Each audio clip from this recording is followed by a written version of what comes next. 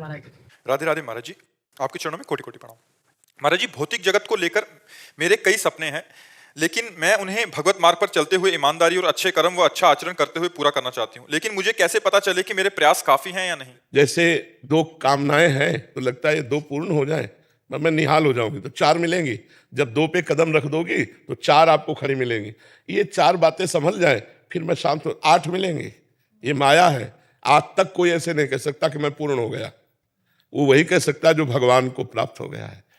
भगवान की प्राप्ति की बात सोचो तो सब कामनाएं अपने आप पूर्ण और शांत हो जाएंगी। और कामनाओं की पूर्णता के लिए भगवान को भजोगे तो कभी कामनाएं शांत नहीं होंगी कि भाई हम ये दान पुण्य कर लें, ये भगवान के लिए माला जप लें तो हमारी कामनाएं। मान सकते हैं कि जो कामना तुम मान रहे हो उसकी केवल पूर्ति हो जाए तो चार कामनाएं और खड़ी हो जाएंगी।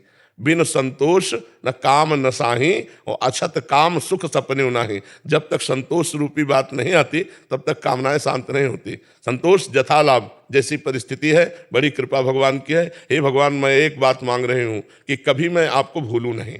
बस नाथ, अगर भूल से भी मैं कुछ और मांगूं तो देना नहीं, हमारी ये बात पूर्ण कर दो कि मैं आपको भूलूं। और जो भगवान के चिंतन में है उसकी सारी कामनाएं पूर्ण हो जाती हैं। ऐसे कोई आज तक नहीं सफल हो पाया। अपने पुत्र की 1000 वर्ष आयु लेकर महाराज ययाति भोगे, फिर भी उनको तृप्ति नहीं हुई। कामनाओं की पूर्णता कभी हो ही नहीं सकती। ये एक पूर्ण होगी, दो खड़ी हो जाएंगी, दो पूर्ण होगी, चार खड़ी हो जाएंगी, बराबर बनी ही रहेंगी।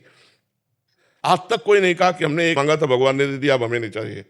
वो कामनाएं बढ़ती चली जाती, कभी कामनाएं पूर्ण नहीं होती। आप देख लीजिए, अपने जीवन में देख लीजिएगा अनुभव करके, या सब लोग देख ही रहे, कभी कामनाएं पूर्ण हुई हैं क्या? ऐसा लगता है ये काम बन जाए तो सब काम बन जाएगा। वो काम बन गया, चार काम और खड़े हो गए। पूरा जीवन इसी में माया फंसाए हुए। तो एक ऐसा काम करो जिससे सब काम हो जाए, वो है भगवान की प्राप्ति।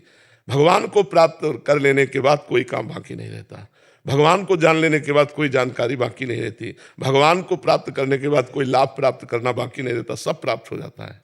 महाराज जी, ये तो निष्काम भक्ति का आपने वर्णन किया। महाराज जी, आप घर गृहस्थी में रहकर छोटी छोटी कामनाएं उत्पन्न होती रहती हैं, तो कामना से भी प्रभु के द्वारा जुड़ा जाता है, प्रभु के साथ कामना से जुड़ा जाता है। पर उसको टिकाऊ बनाने के लिए हमको भगवान से प्रार्थना करनी होगी कि मेरा स्वभाव है मांगना, मेरे अंदर अभाव है, मैं मांगूंगी, लेकिन जो आपको अच्छा लगे सो पूर्ण करना, जो अच्छा ना लगे तुम ना पूर्ण करना। वैसे ही परमार्थ से जुड़ी हुई बातें ही थी।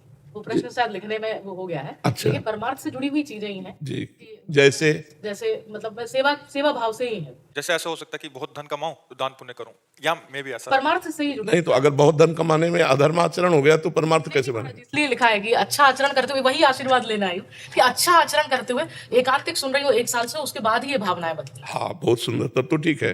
धर्म पूर्वक कमाए हुए धन से दूसरों के अभाव स्थिति में सेवा करना।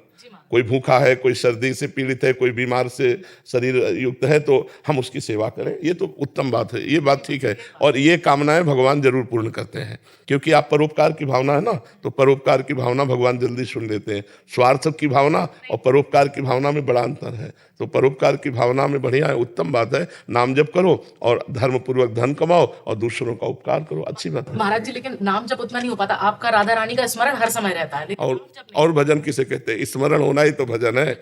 यस स्मरण मात्रेण जन्म संसार बंधनात् विमुच्यते नमस्तस्मै विष्णवे प्रविष्णवे। जिनका सतत स्मरण हो रहा है, चाहे वो संत हो, भगवंत हो, चाहे गुरु हो, चाहे इष्ट हो, तो एक ही चीज है। संसार के चिंतन से हमारा मन हट करके भगवान और भक्त का चिंतन करने लगे, यही बड़ी बात है जी।